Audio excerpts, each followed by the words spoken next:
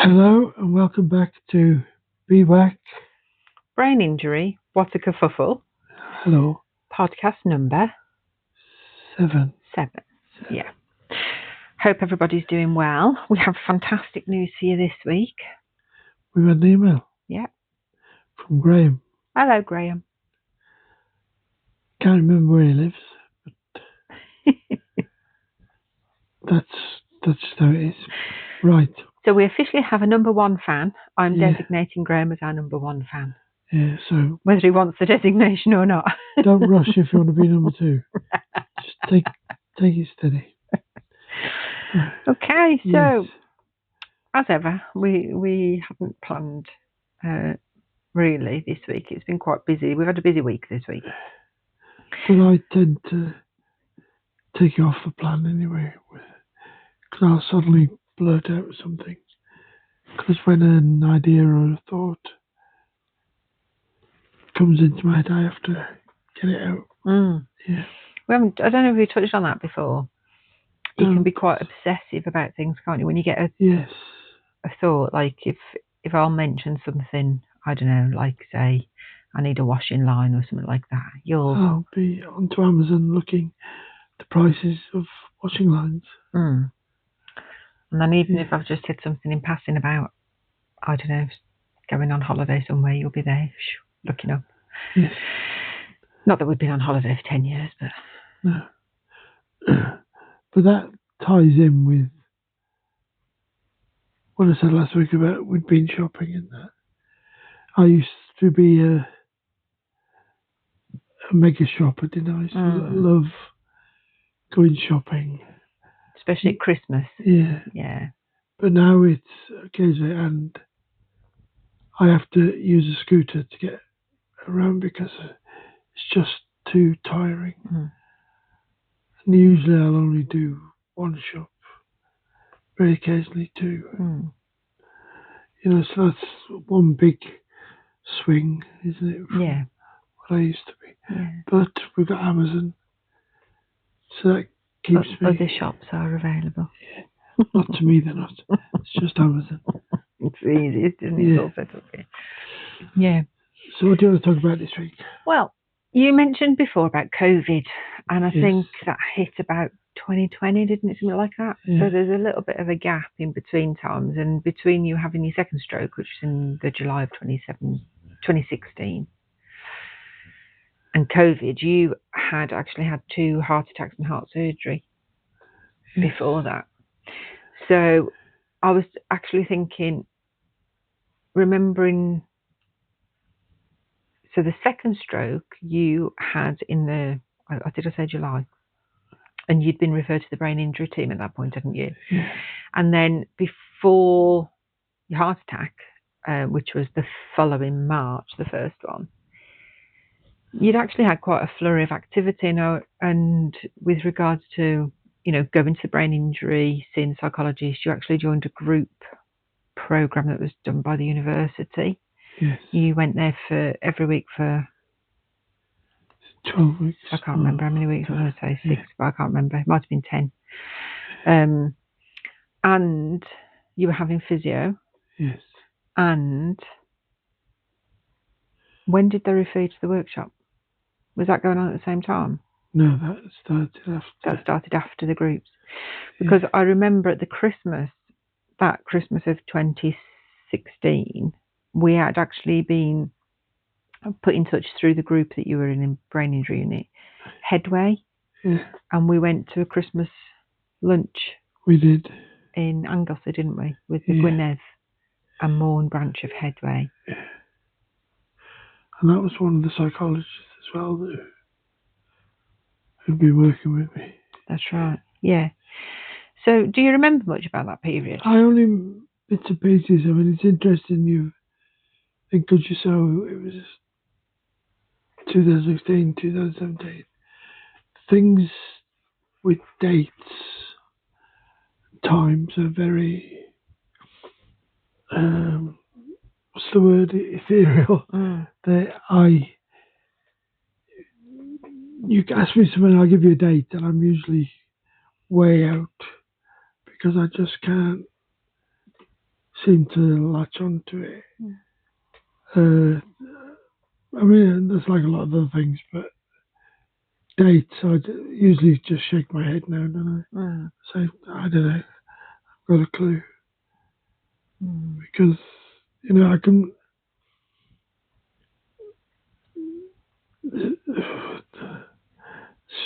some things,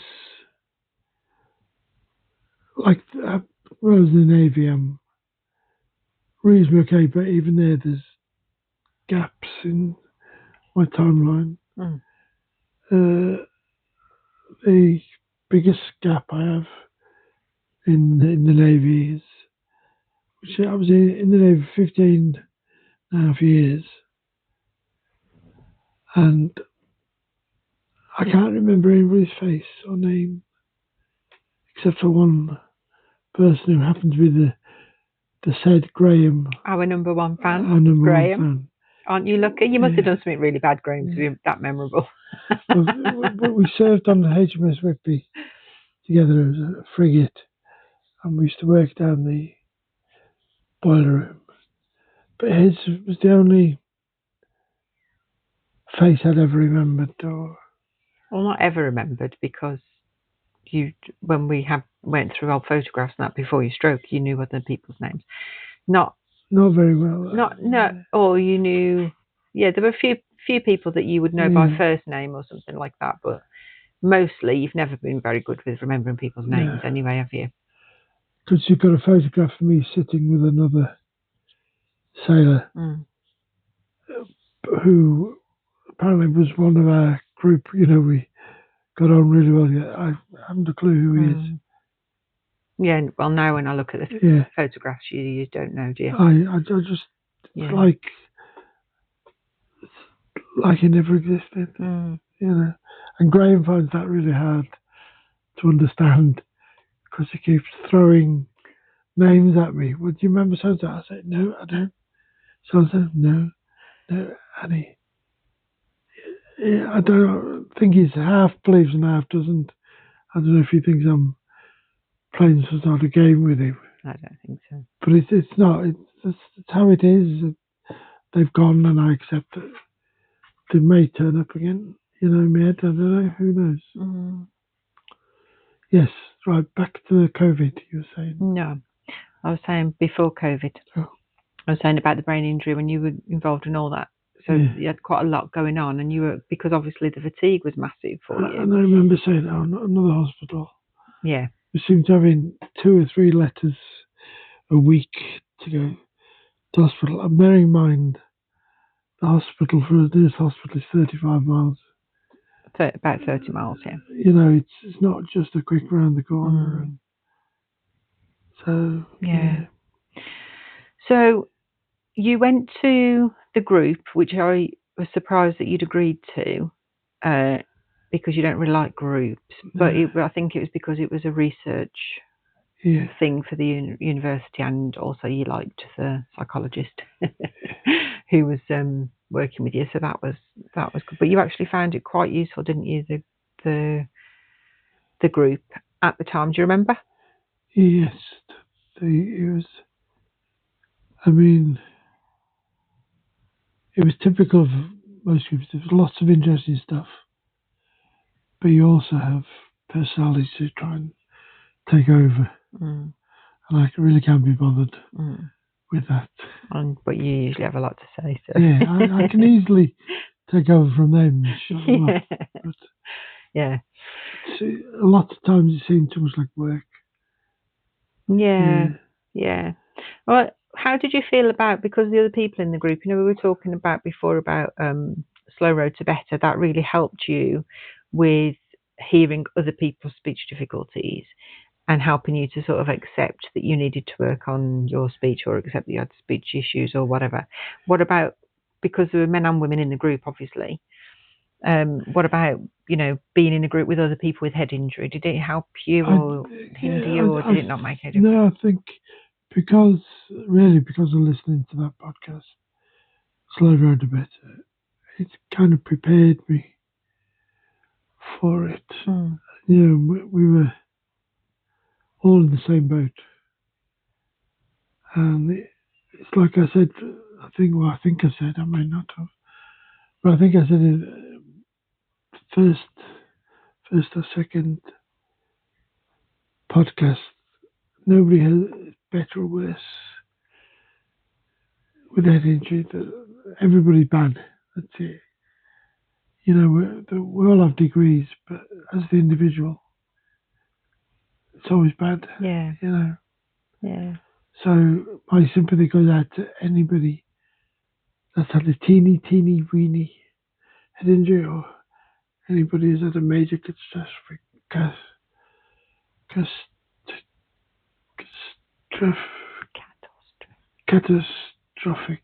head injury. Thank you. That's okay. I had a little bit of help there. I don't know if you heard. Oh, and just to answer a question, TBI is traumatic brain injury, so that's something that's sustained from outside, whereas a stroke is usually Like a a collateral bleed. Crash, hit over the head of that, man. Yeah. Yeah. Bullet wound. Yes. Whatever people have. That was a query we had. Yeah. And I was going to say, from that group, then we linked in with Headway. Yes. Although our time with them was very short, due to the fact that you had your heart attack after. But for me, speaking as sort of a carer, meeting other family members looking after people with head injuries, it was really actually a really nice, relaxed Christmas lunch out, because you didn't have to pretend that you were following a conversation. You didn't have to pretend that you were like enjoying yourself, that it was if it was too noisy, you could say, I need to go out or whatever. There was no need to put on a front, was there? Well, as Sarah often says, because I was psychiatric nurse for some years, more than some, but until I retired, apparently I'm very good at blagging. Yeah.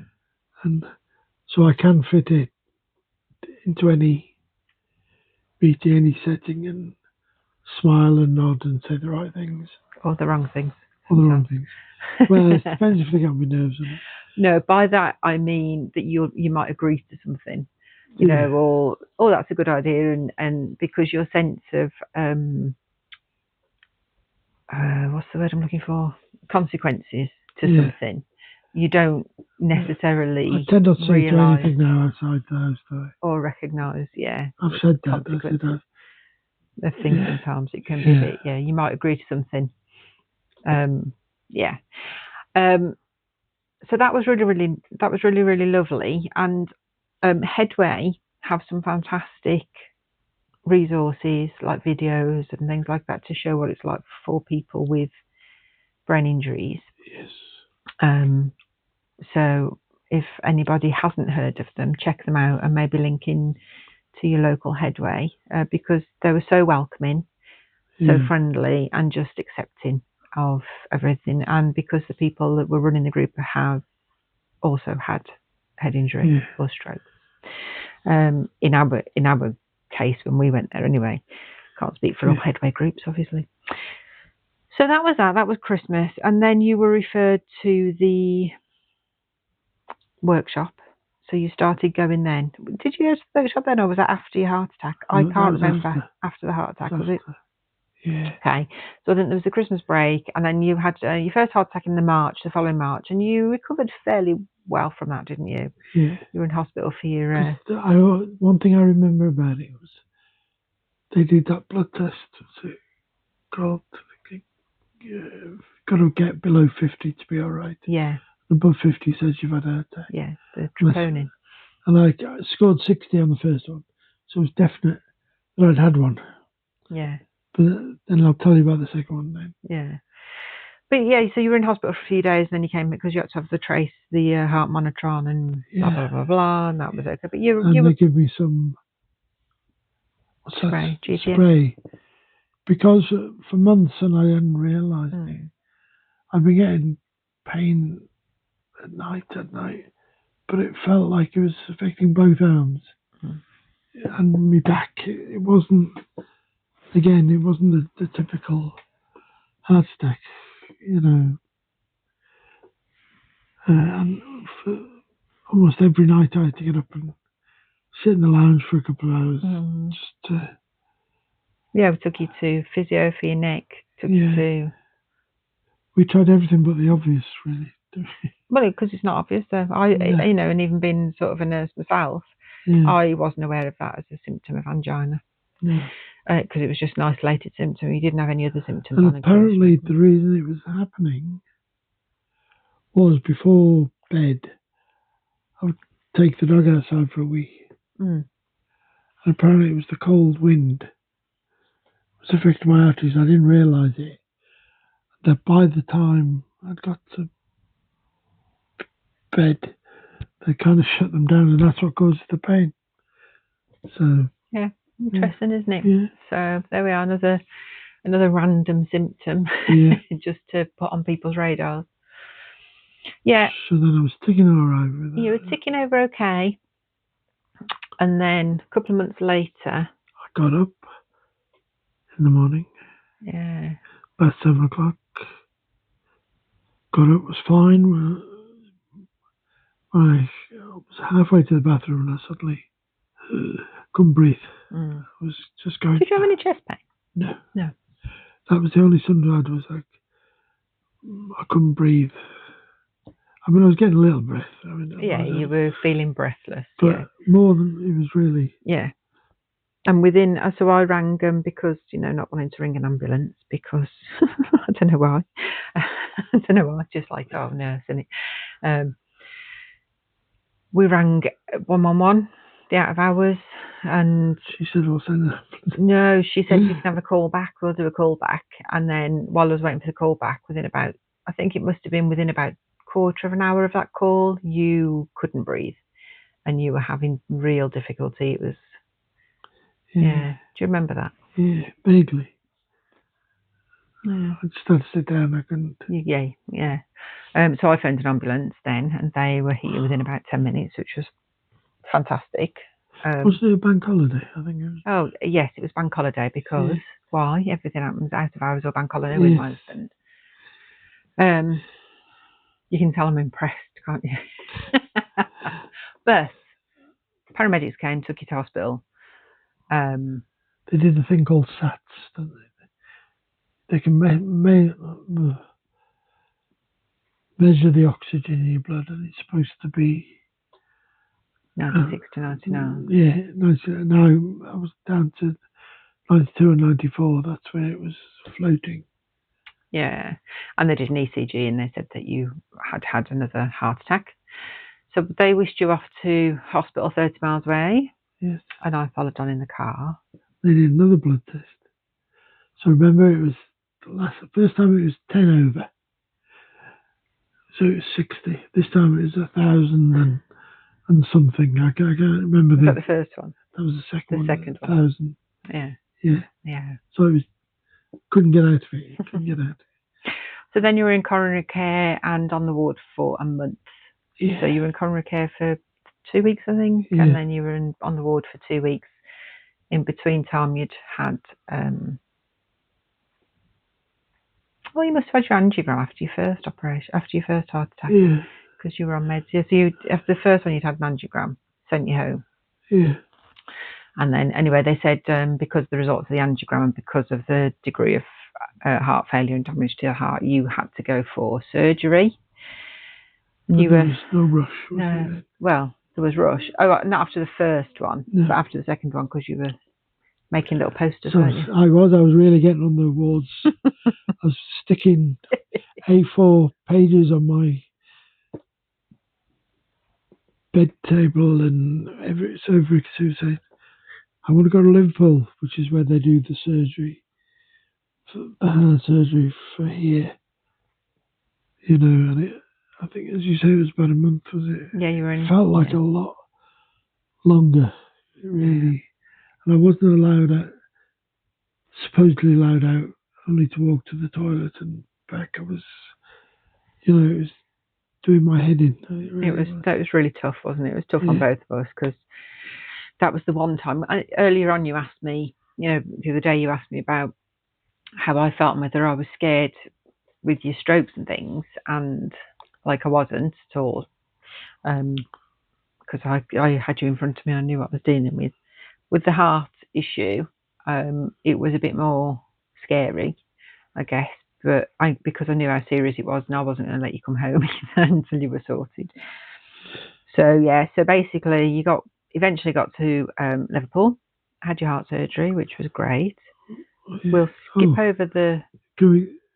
When it came to the decision about going for a bypass, both instantly in agreement, because the third heart attack could have been. So it was a no-brainer. Yeah. For us. Yeah. We'll skip over the awful week that we had. I think it was quite funny in retrospect. Oh my God. Yeah. Yeah, it was hilarious. It was. Let's just say I can't have the painkiller gabapentin. No. Tramadol. Because it brings on weird hallucinations. And I kept trying to escape out of my bed. Even though you couldn't walk? Even I couldn't walk, and I was weak as a kitten, and I was in agony, and I was still trying to escape. The hardest part of that was obviously one leg's affected by the stroke, and then the other leg they took a vein out of, so you ended up having stitches from your ankle, or clips from your ankle to your groin on that leg. And then I remember one of the health carers coming in saying, this was about not even 24 hours after your surgery, like she said, well, get up and get yourself up and get yourself to the chair, and there was just no way, because you didn't have grip in your arm. Did you probably don't remember because of everything else, but did you, or were you aware of like worsening of the stroke symptoms? It's a hard one, because at that time I just felt helpless, totally helpless, and it was like when you were going to your room in the hospital, I just felt lost. Didn't know what to do, it was like I couldn't do much. I know that, but I don't know if that was because of the pain, because of the effects of the surgery, the stroke, or everything. It was, all I knew was that I didn't want to be there. It was a proper. Yeah. I've got to get out. Got to get out. We were just desperate to get home from there, weren't we? No disrespect to. They were lovely. Hospital. Once the doctors listened, they had such a big team of doctors. I don't think you saw the same doctor. You didn't see the surgeon until you review the surgeon that did the surgery. Saw him in Bangor. Until the review in Bangor. It was just different doctors all the time, different approaches. Yeah. But the thing that I'd not thought about was when we got you home was how to get you into bed and out of bed, because that was a massive struggle, wasn't it? It was. But anyway, and I used to try and think it through, but it would never go as it went in my head.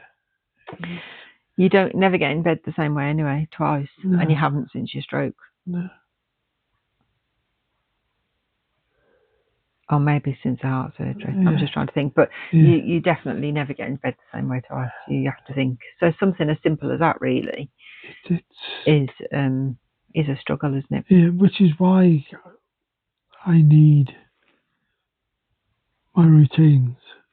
I need things to run on rails, because the slightest thing can throw me off, and this is where the blagging comes in. I can talk a good talk, but if you meet somebody new, or somebody sees you, that if somebody knows you, sees you just like for 5 minutes or something, they'd think that you were like back to normal.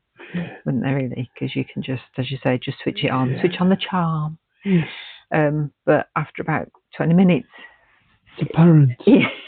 Because I start losing the plot, thread. you know? Yeah. I was just thinking of something then, and it's going. Yeah. Well, I was just going to ask, I know, like, our podcast, I think our podcast is going to be just probably getting a bit longer. I said 15 to 20 minutes, but now it's going to be half an hour probably, isn't it? Yeah. We'll aim for. But I was just thinking, and it's easy to look back and think, oh, I wish I'd known different things. That's always the case, isn't it? And in an emergency situation, you just go with whatever's happening. But if you were going into hospital for anything, which you're not ever again, going into hospital ever again, you're banned. We know now, don't we, that there's certain things you need, like, you know, maybe a little sign or something to say, wait. Because we've told people before, you haven't got dementia, you haven't got memory issues like that. You have initiation problems, and cognitively, sometimes when people are explaining things to you, it takes a little bit longer for you to answer. To understand it as well. And to fully understand it. Well, it is something simple like, what did you say last week about the 5 minutes stroke every...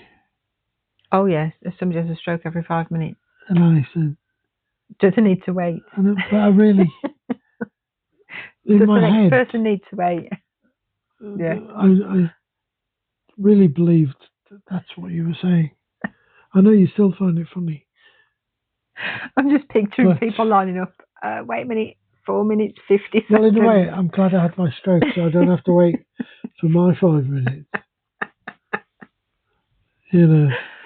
Yeah, it's interesting though, isn't it? But I know on some of your medical records when I was there, or on like the handovers, it was like has memory issues, and it's like that's not what we said at all. No, the psychologist said there's nothing wrong with my memory. It's just that the filing cabinet's been pushed over and it's all got mixed up, and that's why I can't find stuff. Get all the stuff. Yeah. So if for somebody going to especially somewhere like a hospital, which is overwhelming, you are out of control as a patient. You know, I feel that as well. I don't like it. If I go for anything, I feel really like, don't like it at all. It's a good idea, isn't it, to maybe have a plan beforehand about and try. You can never preempt everything that's going to happen, but it's a good idea to have a plan of things so that you know that you can say, I need you to stop, or I need you to wait for my wife to come in, or my whoever, carer, relative, or whoever. I need you to wait for that. Don't give me any information on my own. Because it won't be the same when it gets to you. Yeah. And so that kind of thing is really important, isn't it, for advocating for... And it's getting staff to understand. Even basic, you can say most of the staff, I won't say they all are, most of the staff you come across are lovely. But even they don't get what's happening to and I think if I said the word fatigue, that they'd just, you get tired, that's it. They don't grasp the shutter coming down. But I have to sleep, simple things like that, or like says, I need time to think about what you're saying, try and understand it, which is why I refer to you. You come and help me out. Yeah. So, but you feel shattered now, don't you? I am. I'm getting tired. Yeah. So, we'll wrap up for today. Yeah. I ain't got a clue what we're going to talk about next week. We'll make that up as we go along for next week. Unfortunately for you, we will be back. Number 8. And unfortunately for you, number 10 is going to be video podcast. Yeah. Are we starting that then? We said last week, number 10. Did we? Yeah. Oh, I think after we finished the podcast, we said make It really me matter when we said it. I know you said we said it. We said we'd have a celebration on our 10th episode, and I said, "Why don't we make that the video one?" Yeah. So God knows what's going to happen then. Only. Yes. Excuse me, taking the Lord's name in vain. Right. So that's us from the BWAC. BWACpodcast@gmail.com is the email. Yes. And all from the Good Ship Kerfuffle. Yes. We'll say goodbye. Yes. Take care, you lot. Okay, bye. Bye.